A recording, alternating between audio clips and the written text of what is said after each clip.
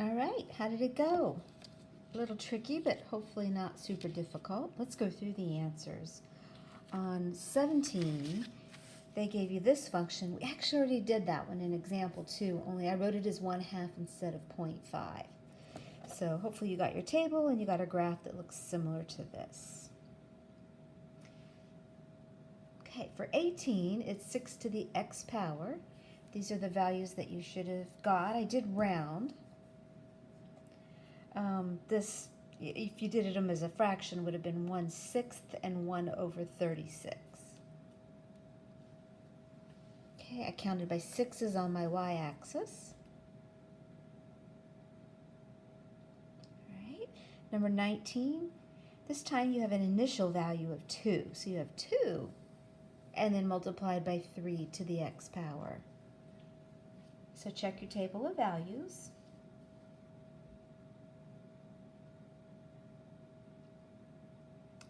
And again, check your graph. Now, if these are not matching up, if you're having some calculator issues in plugging these values in here for the exponent, please let me know. Give me a quick call or Miss Myers, and let's just make sure that you understand how to do that.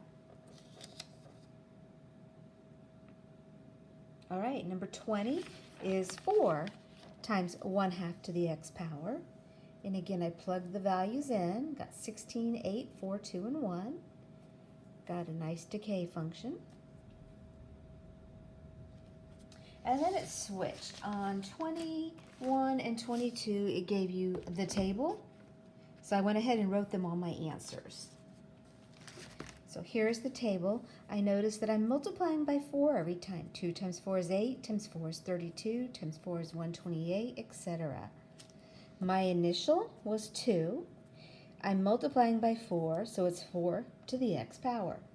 This is what you were looking for. That's the answer to that function. Okay, number 22. It was a little harder to tell on this one unless you noticed that right away from 4 to 4/3, all you were doing was dividing by 3. Remember, dividing by 3 is just like multiplying by 1/3.